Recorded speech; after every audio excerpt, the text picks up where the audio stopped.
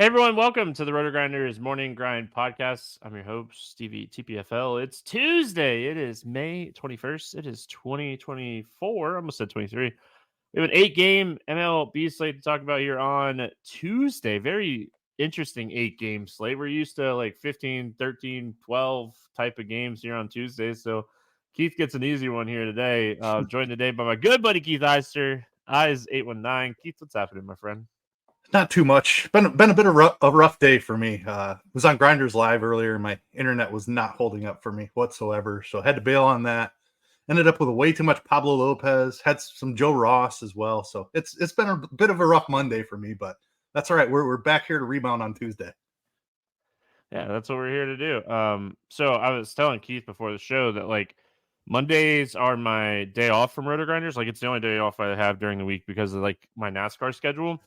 And I still technically work because I do the podcast and I do the podcast like tonight, but I don't have like premium content. So like I ended up taking the day off. I had some bets out there that I hit a few of them already. I had Tanner Houch, his over, I think it was like 16 and a half outs. So he did well with that. I had Taj Bradley strikeout prop. He hit that. Had Stroman strikeout prop, which we talked about on the podcast last night. Was it 4.5 or 5.5 or something? And I think he had 6 strikeouts. So I missed on the Kramer bet, and I would have been very high on Dean Kramer in my builds had I played a lot today. So I'm kind of glad that I took the day off. But I mean, some of the guys that we talked about last night did really well. Tanner Houch did really well. Bradley had 10 strikeouts. He had a fantastic game outside of giving up some runs. And yeah, hope everyone's having a fantastic Monday night. And we're here to talk some baseball, get it back going here, get Keith back on track. That's the goal today, right? Get Keith back on track. So what a slate to do it. Like this is an interesting one. I can't wait to talk about this one. And the Kansas City Royals kind of got there because Olsen got hurt. So I would like that kind of stunk. Hopefully Olsen's okay. Don't ever want to see anybody get hurt. The Angels, man, what the heck? 13 hits, 9 runs.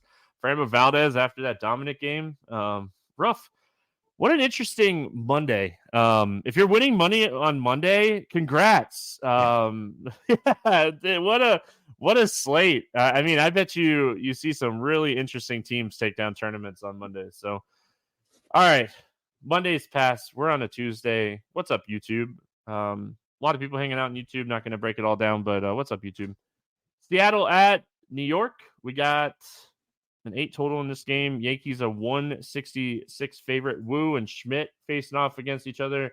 Any interest here in Brian Wu? This is a tough spot for Brian Wu. I love him as a pitcher. I think he's a really talented guy. But this Yankees team is pretty tough. The addition of Soto, like they just don't strike out near as much as they used to. They still have all the big power bats. Getting a big ballpark downgrade going from Seattle into New York. So it's a tough spot. I mean, it wouldn't surprise me if he came out here and threw a decent game, but I don't think that I'll be chasing it on this slate. It's not the best pitching slate in the world, so I don't think you're crazy if you want to try some Brian Wu, but a little bit of a tough spot here. I believe that this Yankees offense is really tough, so I'll probably stay away today. Yeah, I mean, Gilbert had 1 strikeout? Yeah. I think on Monday, like they're not striking out a ton, and it's not like Brian Wu's like this huge strikeout pitcher. He's maybe slightly above average as far as like the strikeout numbers go, but they're just I mean, Soto, he's helped a lot. They brought in Verdugo. He doesn't strike out a lot, and then like these like bottom end guys, like they don't have a lot of power, but they're not striking out a ton either. So just not a ton of strikeouts in this lineup overall.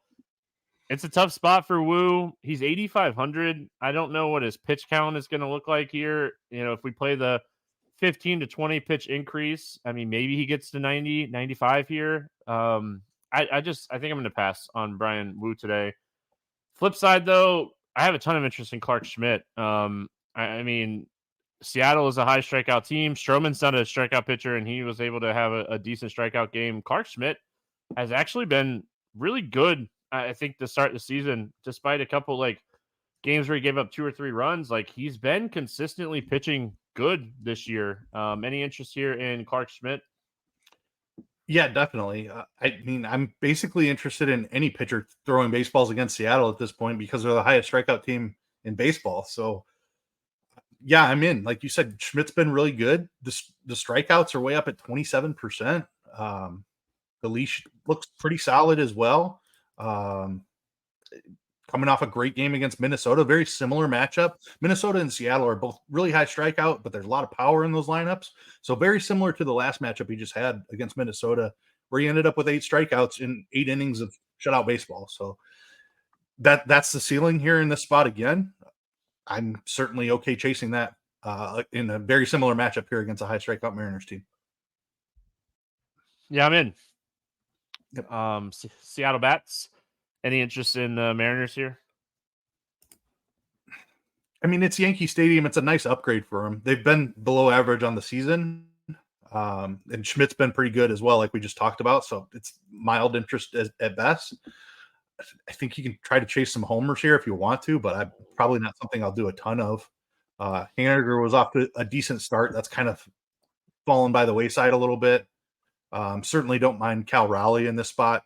Like I said, the ballpark upgrade should be swinging from the left side here. So certainly don't mind him. Julio is still scuffling along, hasn't quite put it together yet. Definitely no stacks for me. I don't mind trying to chase some home runs here, but it's basically just one-offs for me. Yeah, I mean he's such a good fastball changeup combination that it's really hard to like pinpoint who you want to attack him with. Like you'd almost have to like dig into some like batted ball profile and stuff and see like who's good against a changeup in this lineup. And like looking at plate IQ, like Luke Raley is decent against changeups, but they strike out even more against changeups than they do.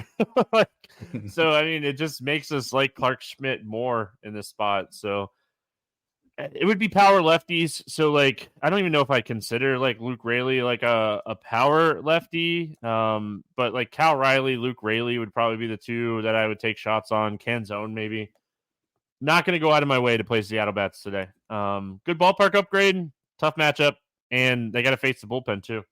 Yep. Yankees Bats against Woo. I mean, we don't have a ton of interest in Woo per se, but do we have a ton of interest in the Bats against him? Not really. Like I said, I just fully buy into this guy's talent level. I think he can do a decent job of holding the Yankees down here, but not the best strikeout matchup. So mild interest in Woo, very mild interest in the Yankees bats. Also, I think it'd be another spot where I'm just chasing home runs. Woo's a pretty good control guy. He does give up a few fly balls though. So like you can always play Judge and Stanton. Soto is priced way up. That's the other problem. Like this to stack, you want to get Judge and Soto in there, and they're both over 6K. So against a good pitcher like Woo, I don't think I'm paying for a ton of Yankees bats here. Worth noting, Gleyber Torres' price is all the way down to 3,700. I know it's been a really rough season for him, but he's a better hitter than 3,700. I don't mind chasing a home run there, hoping he breaks out of something. Verdugo's cheap, but yeah, no stacks for me on the Yankees. Same as the Mariners side, just chasing some home runs here maybe. Yeah, I mean, I don't have a ton of interest. Woo is not a guy that typically gives up like a lot of barrels or gets blown up. Power lefties is where you typically get Brian Woo, if anything. That's where he really struggled last season. And Soto is just so expensive. Like I feel like this is a really good spot for him, but it's also like the price. Because like Brian Woo is gonna attack him a little bit here. And I mean, when Juan Soto's getting pitches, he's a guy that can hit against anybody. He just walks so much. If Juan Soto had any kind of wheels where he could steal 50 bases as much as this guy walks, like it'd be wild to watch him play baseball. But I mean, maybe a little bit of Soto, Rizzo, Verdugo playing the splits advantage here against Woo, but I'm not going out of my way to play a lot of Yankees in this spot. Chicago White Sox, Toronto Blue Jays, 8 total. Toronto Blue Jays a 188 favorite here. We got Crochet against Kikuchi, battle of the lefties. Any interest here in Garrett Crochet? He's expensive against a Toronto team that isn't going to strike out a ton, and they're going to roll out a ton of right-handed hitters against him.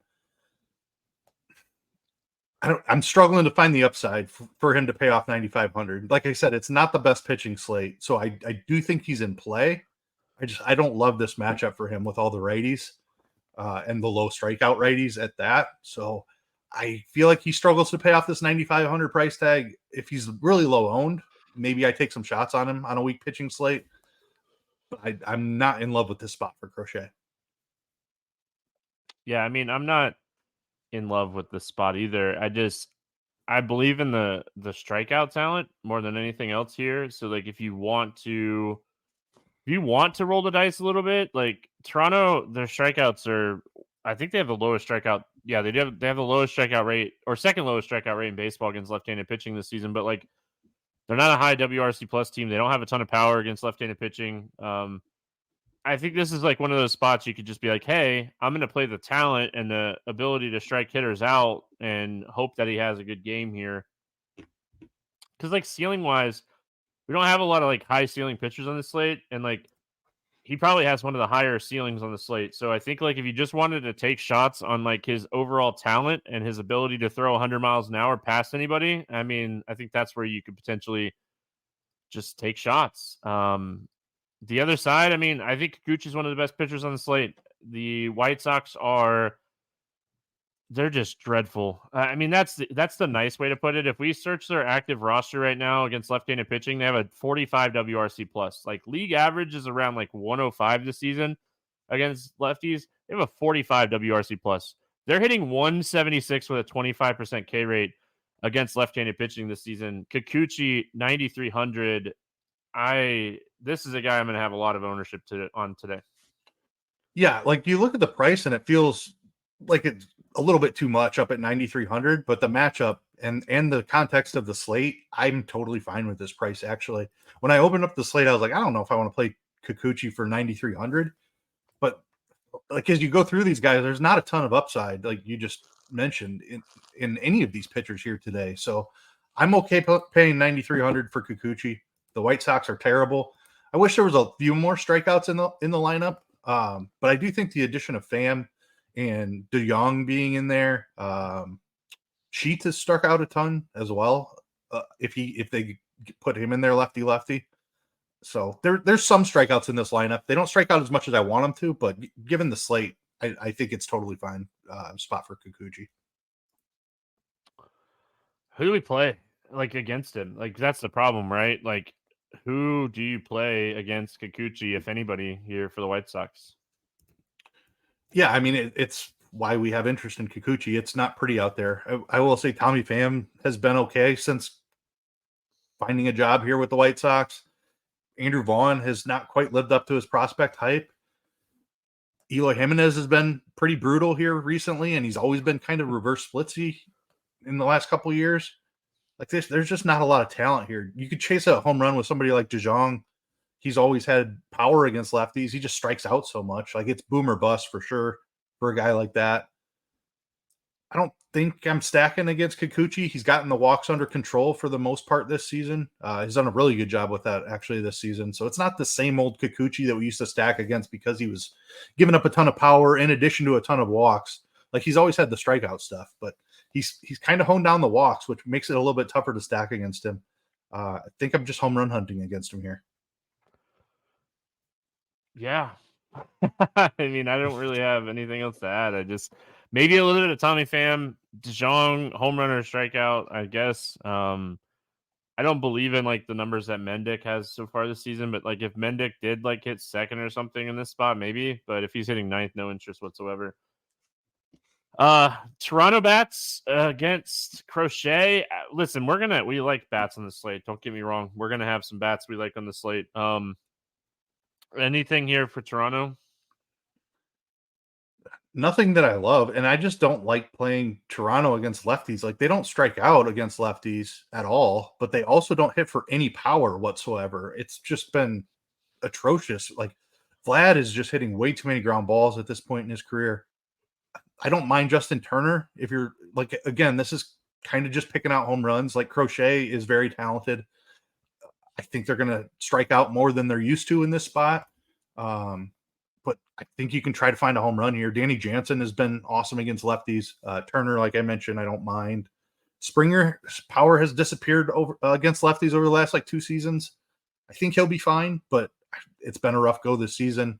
Davis Schneider has been solid against lefties since the beginning of last year. So again, I'm probably just chasing home runs here.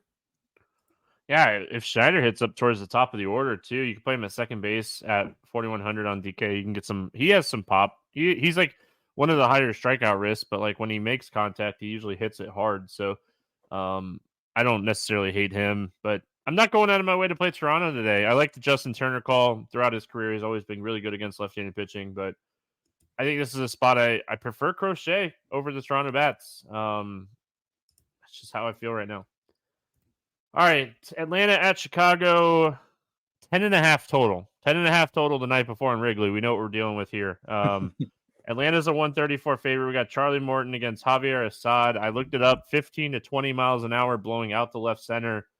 If you don't know, it is a very wind-sensitive ballpark, Wrigley is. So this is one of those spots where the wind definitely will come into play. Any interest here in Charlie Morton?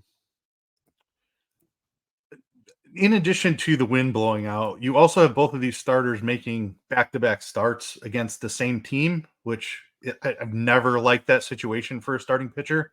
Morton was not good against the Cubs last week.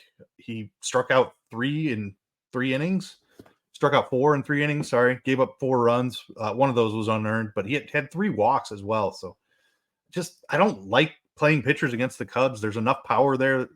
They're kind of middle of the road in strikeouts, and they're a really patient bunch as well. So don't like attacking the Cubs, especially when there's wind blowing out, and Charlie Morton just doesn't have the same type of strikeout stuff that he had, where maybe he could win in this matchup a couple of years ago. Now that he's down to like league average for strikeouts, I think it's a tough spot for him.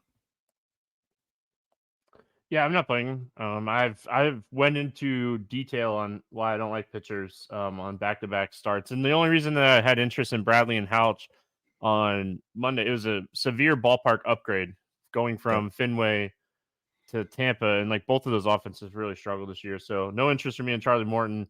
Javier Assad's eventually going to stop getting lucky, and like I don't know if he's good or not. The stats say that there's a lot of regression coming. He just pitched really well against this team, just absolutely dominated me because I stacked Atlanta on that slate. And I'm getting revenge because I'm not playing Assad. I'm going to stack Atlanta, and I'm going to take the win game here. Yeah, I don't know what's going on with Javier Assad. He is awesome at stranding base runners. I don't know if that's a real skill or if it's complete luck, but he's been doing it for like a year and a half now. So I don't think he's a terrible pitcher, but I think he's closer to league average than the guy that has a 1.49 ERA right now. I know that. So I'm with you. I'm on the Atlanta bats here, just given the wind. I, as a huge Cubs fan, I'm not sure that Assad can even be anything more than league average. Like you look at the stuff, like he's not an above average strikeout guy. He's okay at producing ground balls, but not elite by any means. Like there's just no like elite skills here. I have no idea why he's so good. So I'm kind of with you that I don't think it's going to continue. Let's stack some Atlanta bats. I just listen. Kudos to him for doing his thing, and we've seen this at times over the years where like the stats always scream regression, and like he's just getting so much run value on his pitches that like he's just pitching well, like he's keeping the barrels down and he's pitching well, but like he's in the bottom 6% of baseball and whiff percentage. You just can't continue. Like Kyle Hendricks did it for years. Every year, Kyle Hendricks would come up and we'd be like, Kyle Hendricks is going to struggle. He's not going to pitch well. And then all of a sudden, Kyle Hendricks would pitch decent. And it's like all the stats always scream regression. And Kyle Hendricks kept doing his thing. But like, you look at some of the stats for Assad and you're just like, this can't keep happening. I mean, it just can't keep happening. You can't like live on a 91 mile an hour fastball and continue to get this type of run. Like, I'm out on Javier Assad. I love Atlanta in this spot. It's just a phenomenal spot anyway, because the wind's blowing out in Wrigley. But yeah, I mean, it's a spot I think we definitely want to play the bats here for the Atlanta Braves. Yeah, no doubt about it. I mean, I have interest no matter who's pitching, if it's in the hitters, if it's a Wrigley win game. So I definitely prefer lefties against Assad. Matt Olson looks amazing.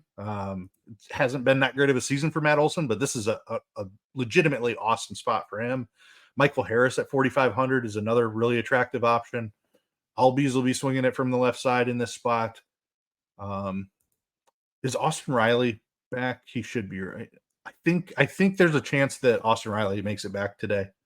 I thought I saw a tweet that he was expected to be activated, so we'll see. That would be a big boost to this offense as well. But Ozuna has been one of the best hitters in baseball since the beginning of last year, so okay, certainly play him. Since like the middle of last year, like May of last year, like the beginning awful. of last year, we were like, this guy needs to get a sign, and like he just went on and he hasn't stopped hitting ever since. Legitimately, since like May 15th of last year, he's up there with the best hitters in baseball. Like he's Mookie Betts level. It's absolutely insane what this guy has done. But yeah, the Braves are great. Stack them up. Cubs bullpen is terrible too. Even if Assad gets 6 clean innings, like the Braves might score 10 in the last 3 innings. Well, if Assad gets 6 clean innings, I'm going to lose it to him again. Oh man, I love playing pitchers that like the event stats scream regression, but it doesn't always work out. I mean, some pitchers are just better than the stats sometimes. I like the Cubs too. Charlie Morton in this spot. Charlie Morton is hittable. Like we play Charlie Morton from time to time because he's still like a decent real life pitcher, but like it's really hard not to have a ton of interest in him here against the Cubs with the wind blowing out at Wrigley. Yeah, I like the Cubs bats. They're a little bit behind Atlanta for me, but they're right up there in the top tier today for sure. Morton, like you said, is not as dominant as he once was. The Cubs have plenty of power to take advantage of this win today. Morel is still too cheap for the level of hitter that he is. He offers a little bit of speed as well. Bellinger back healthy now. Suzuki back healthy. Like this is a deep offense again, even with Swanson still on the IL. Not sure. Actually, Swanson's supposed to be activated now that I remember that. Dansby Swanson's 2,800. What are we doing, DraftKings? What are we doing? Didn't he get activated already? He was activated Monday, right? Yeah, they were already activated. They were off, but yes, they activated him. He will be in the lineup on Tuesday. Dansby Swanson is 2,800. Yikes. Yeah, if Amaya catches, he's 26. So what's interesting about this game is you could like potentially game stack this game. Potentially game stack this game and not like have to play too many expensive bets because they do have actually like Morel is 45, Harris is 45, Bush is 42.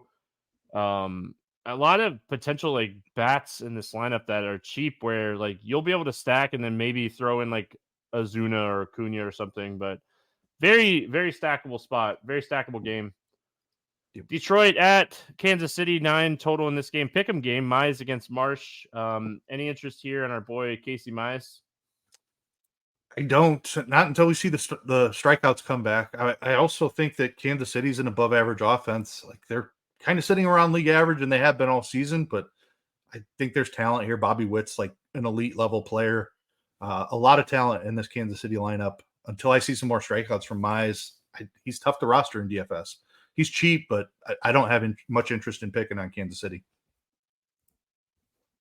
Yeah, the only reason I didn't have a ton of interest in Kansas City on Monday night is like Olsen has just been a lead at keeping the ball in the ballpark.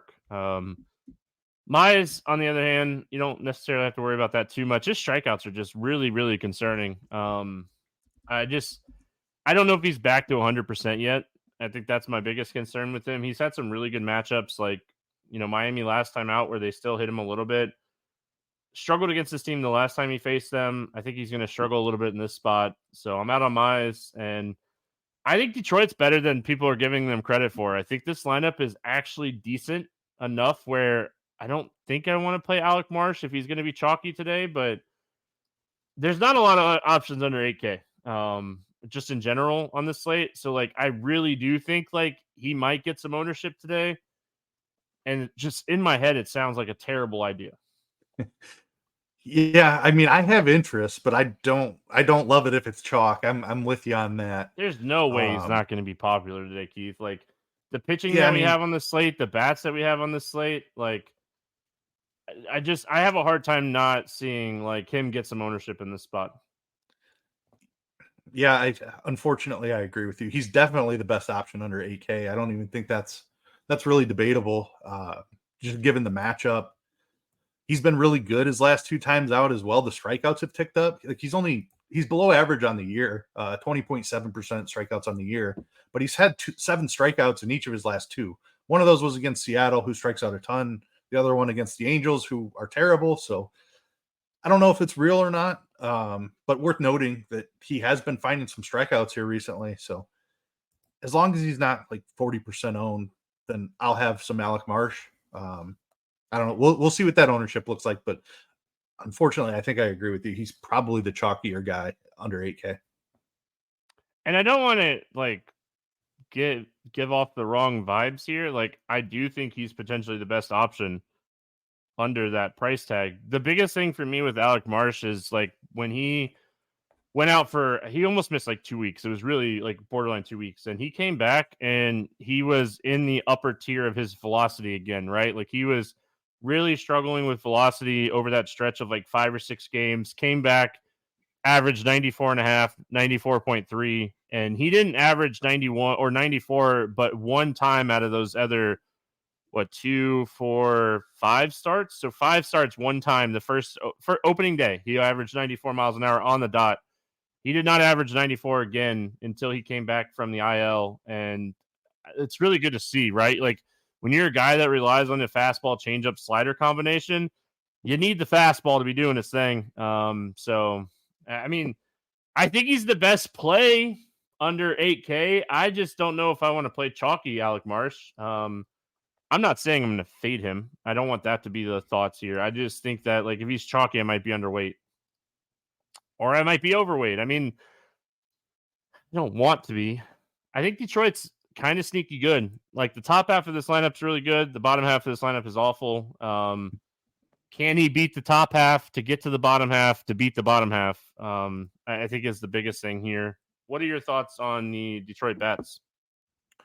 Yeah, it's kind of what you just mentioned. Like there's some talented hitters here. I think Riley Green's really talented. I think Kerry Carpenter's really talented.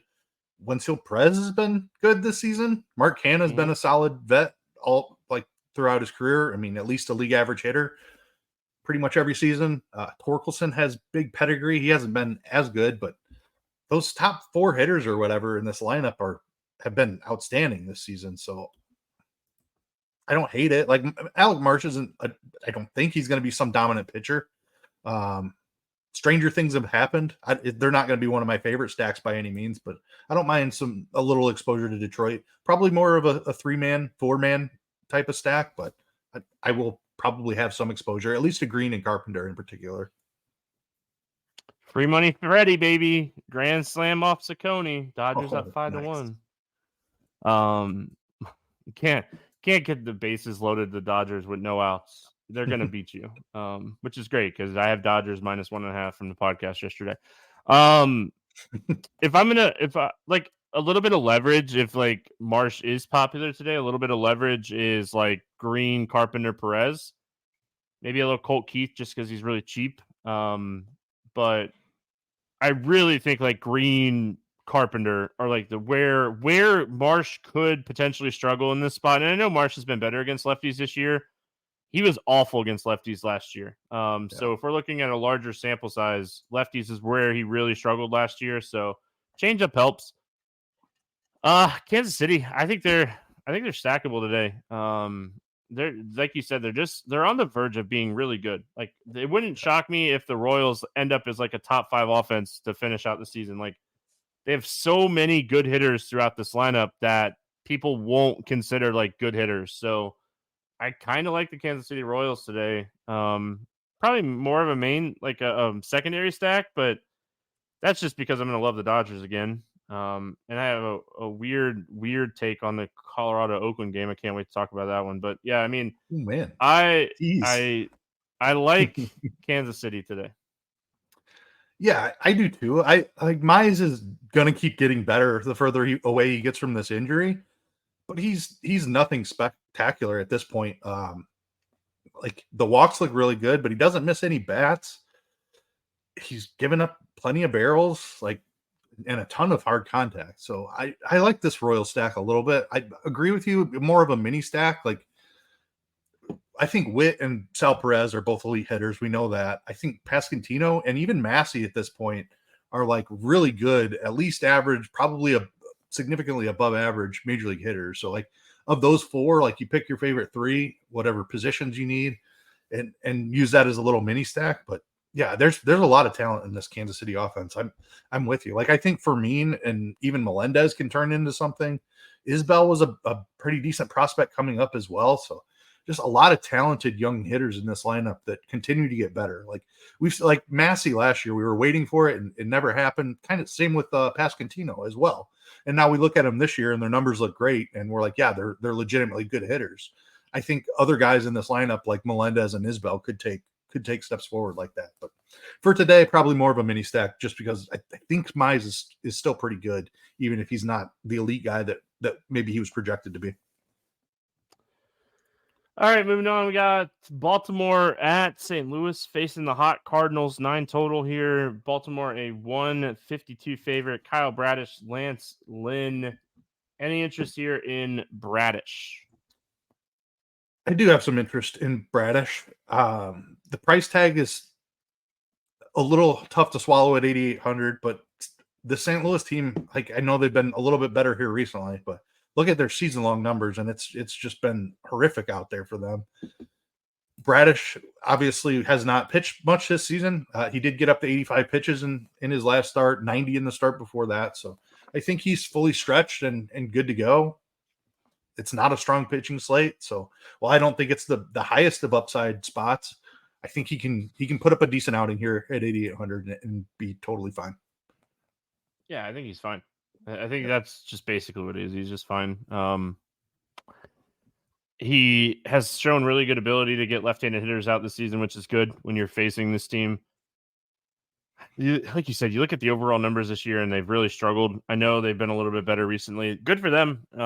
They have a lot of talent. This team has a lot of talent. We've been saying it. Like this team shouldn't be as bad as they have been, but on this pitching slate, I think I still prefer like Kikuchi and Schmidt over Bradish, but I do want to get some exposure to Bradish in this spot.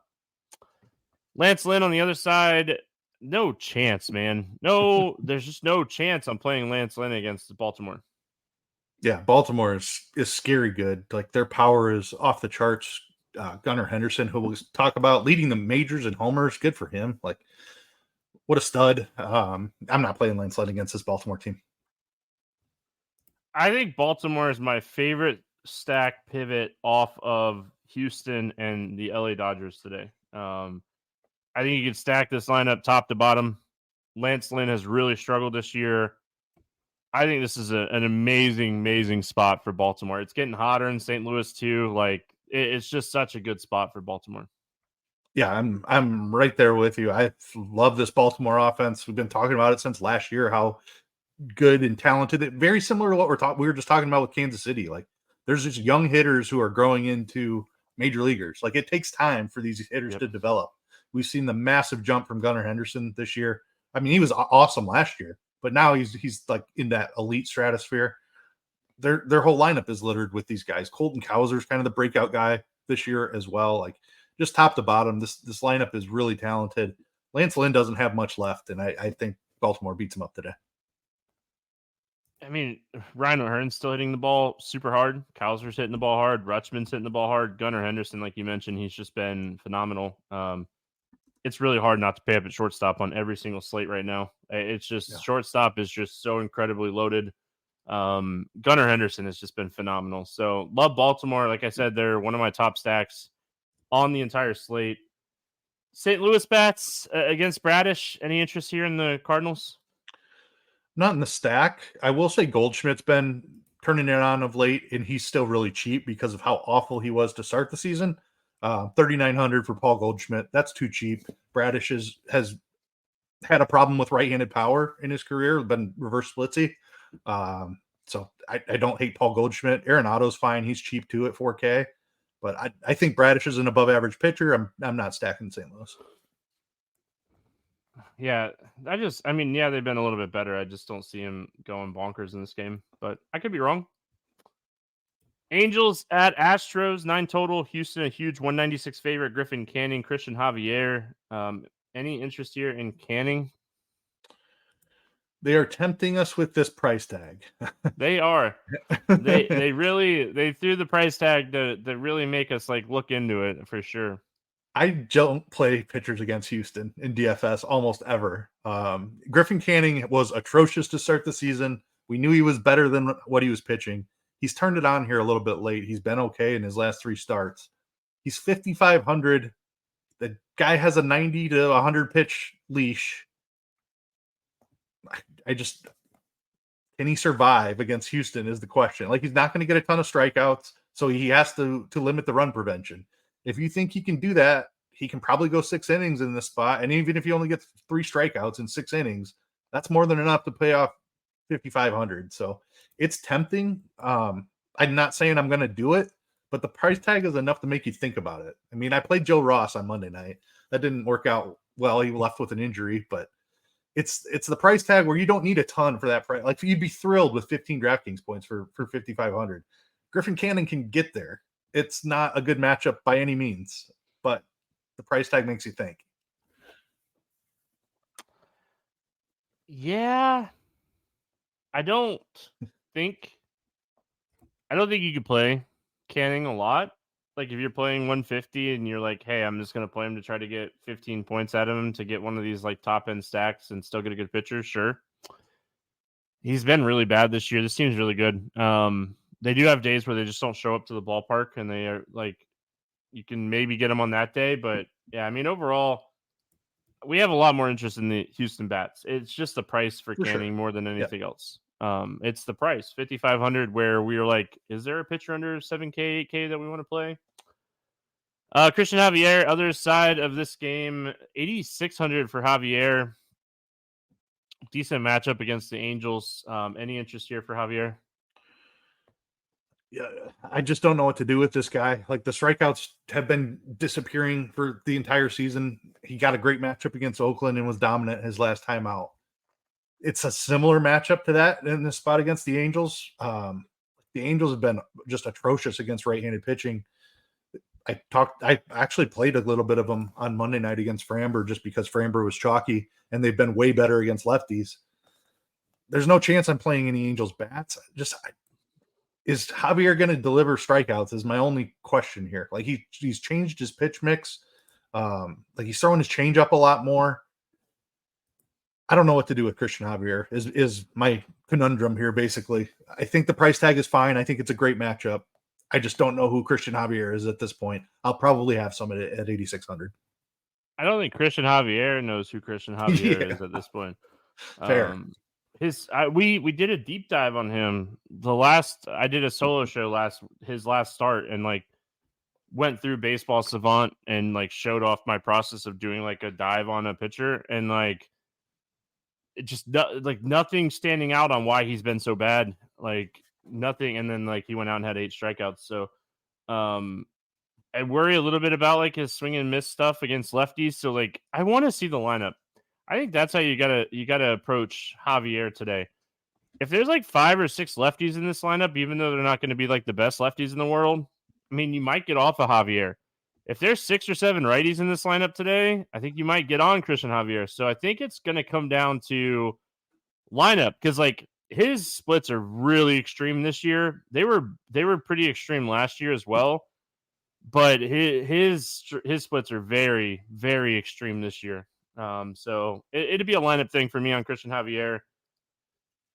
I definitely have interest in Willie Calhoun. I've talked about this guy a ton since he's come back. I hate the fact that you got to play him at first base now on DraftKings, but there are like 3 or 4 catchers on this slate that are expensive that are just phenomenal. So it might be a day where I pay down at first base and try to get like an expensive catcher. So like maybe I do like Willie Calhoun at first base today, but I want to attack Christian Javier with lefties, and Willie Calhoun has just been really good since landing in this lineup.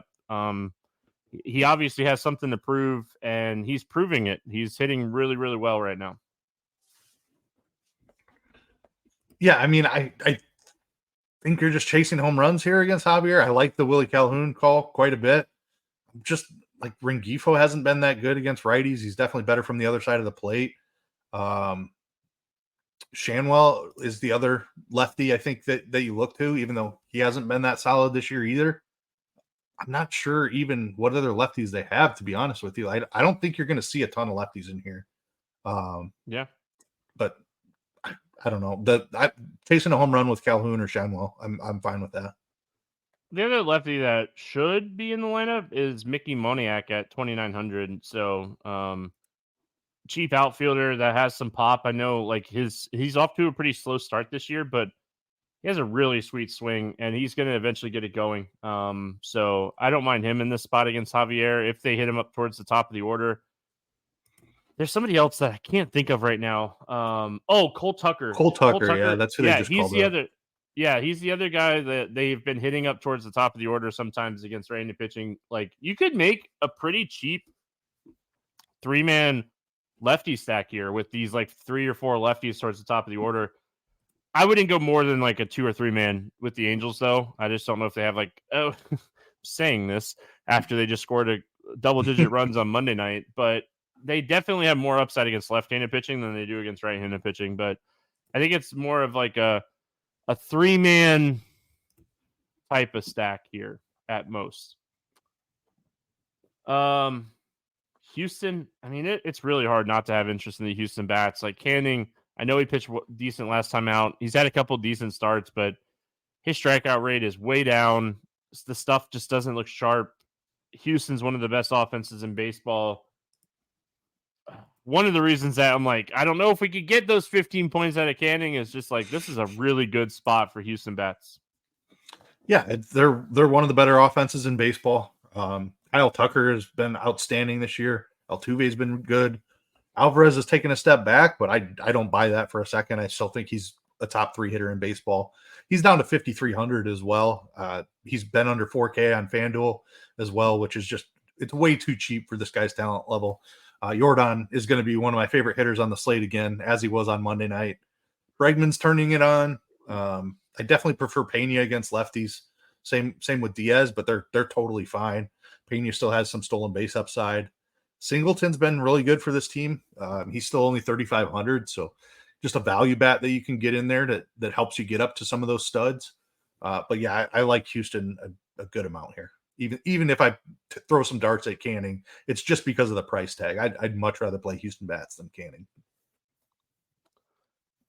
It'd be interesting to see the ownership of the Dodgers, the Astros, and Baltimore with this Atlanta-Chicago game.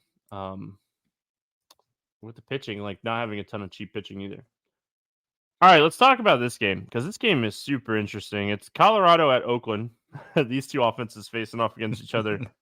8 total. Oakland's a 130 favorite. We got Cal Quantrill against Aaron Brooks. For some reason, these two guys are 2 major league pitchers in 2024. Cal Quantrill has been okay his last few starts. He's like this magician that like can generate ground balls and soft contact. And what are we doing with him at 6K today? Like we talked about getting 15 from Canning. Do you think we could potentially get 15 from Cal Quantrill today? I mean, I don't think it's out of the question. It is like the biggest ballpark upgrade you could possibly have, going from Coors to the Oakland Coliseum.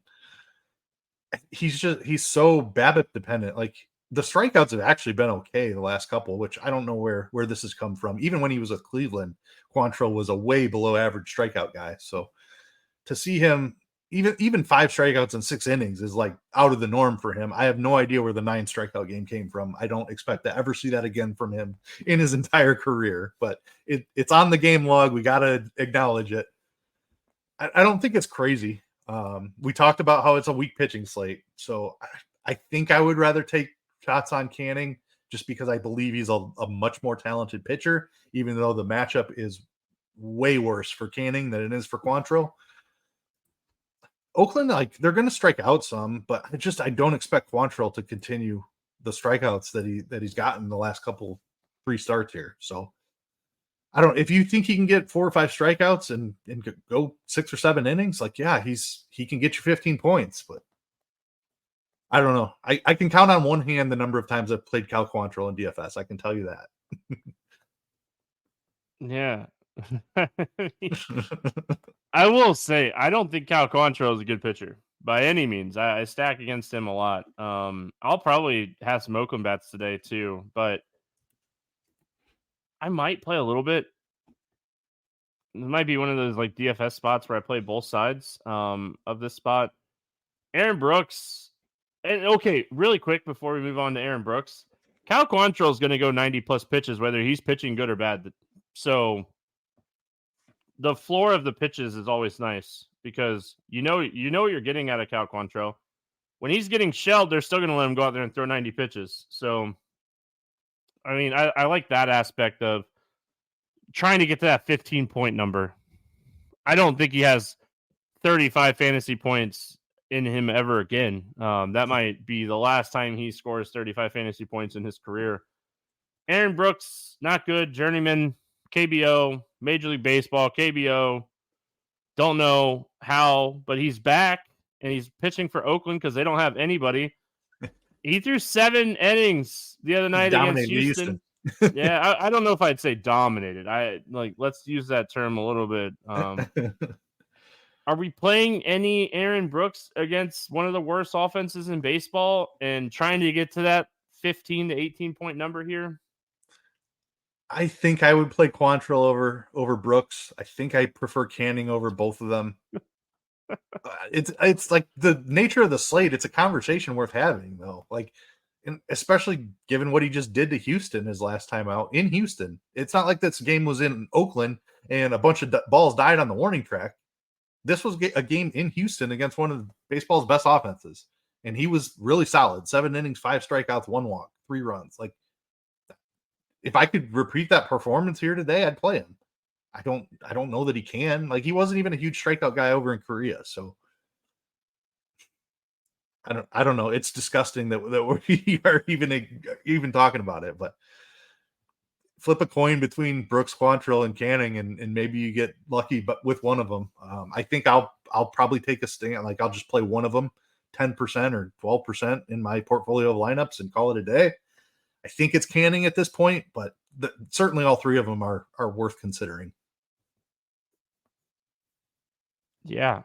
I mean, he didn't even like BABIP them or anything. Like, he had a 3.75 xFIP against Houston. Like, I mean, he used his pitches well. Like, he mixed his pitches up through a lot of changeups, through a lot of sliders, through a lot of fastballs. Like, kept hitters off balance against Houston. Like, this is just one of those games where you could realistically play either pitcher or any of the bats on either side. And that's what makes this game so fun. But Gergen chat said, if this game was in Coors, it would be massive chalk. I mean, he's not wrong. Agree. Like, yeah, totally agree. Yeah.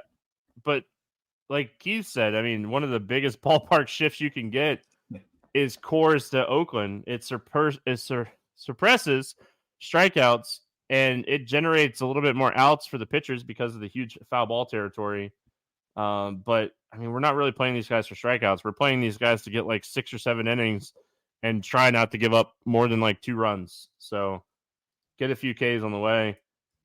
Let's talk about Colorado. I mean, just not a good offense, man.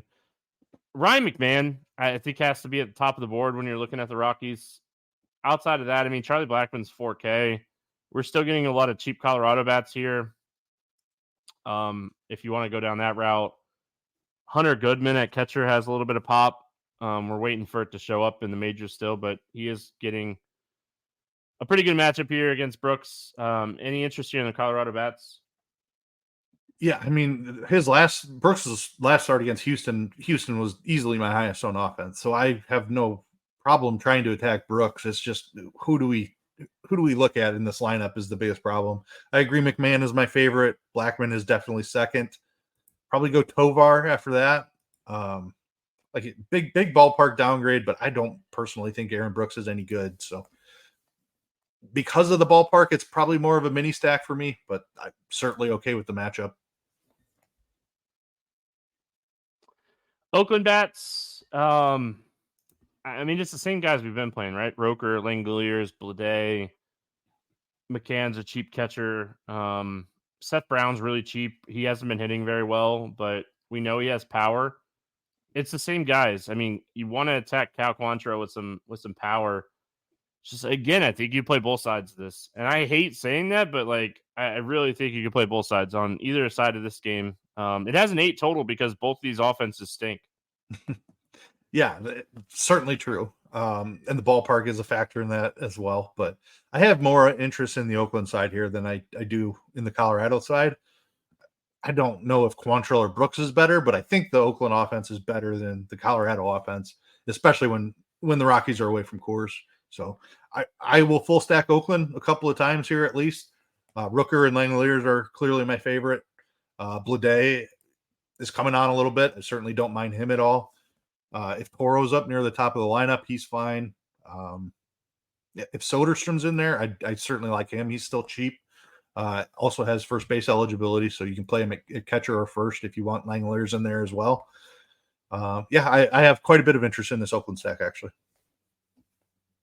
All right, we finished it out. Going back to LA, take on the Dodgers. Arizona, 8.5 total. Dodgers are 168 favorite. Fayat against Stone. Any interest here in Mr. Brandon Fayat? Not against the Dodgers. He is cheap, but I don't think that we need to play him. I don't know. 7,100 is a little bit tempting, I suppose. We've talked about several gross pitchers on this slate. I don't play pitchers against the Dodgers generally. I think Fott's a at least average pitcher at this point, but it's a matchup against the Dodgers. I'm out. Yeah, low walk rate. I mean, he's not terrible, but this is just one of the, if not the best offense in baseball. I mean, where's the weak spot? There just really isn't one. This lineup is top to bottom. Like you don't get it. You don't get a breather. We used to call it like getting a breather when you were pitching, and you get down to like the 6, 7, 8, 9 hitters, and you'd be like, all right, that was tough getting through those first 4 or 5 guys, and now I can kind of just locate and get ahead and stuff. And there's just none of that like in this lineup. So Jason Hayward's back, which gives them another lefty. I mean, it's just there's no weak spot in this lineup. I kind of have some slight interest in Gavin Stone today, just because we don't have like a ton of options in this range, and I do think like this is an offense that has struggled this season. My biggest problem with Gavin Stone is he's not a big strikeout guy, so he has to do it by just limiting damage. I think I'd rather pay up and just take some shots on the expensive guys. Like if Gavin Stone had a little bit more strikeout upside, I'd be like, all right, maybe he's a pivot off of Schmidt. But I see Schmidt outscoring him like 9 out of 10 times. So I just land on Schmidt every single time because of the strikeouts for Seattle. I don't think Gavin Stone's a bad pitcher. He's done a great job limiting damage this year. It's just, does he have enough upside at 7,900?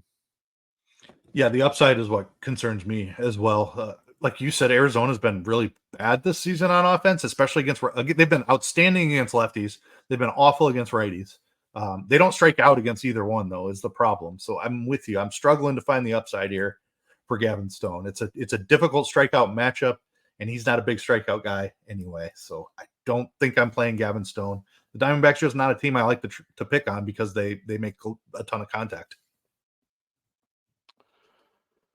I'm not going out of my way to play Arizona bats. I mean, Carroll and Peterson, Marte, like top half of this lineup, if you want to take some shots there and just chase the home run. Jock has to be excited to be back in LA facing the Dodgers. But I mean, Gavin Stone's not a huge strikeout guy, but he's also done a great job of limiting barrels and hard contact and like giving up a ton of home runs. So like, it's really hard for me to get excited about playing Arizona today when we have like 4 or 5 really stout offenses today. And like Arizona's not necessarily like this,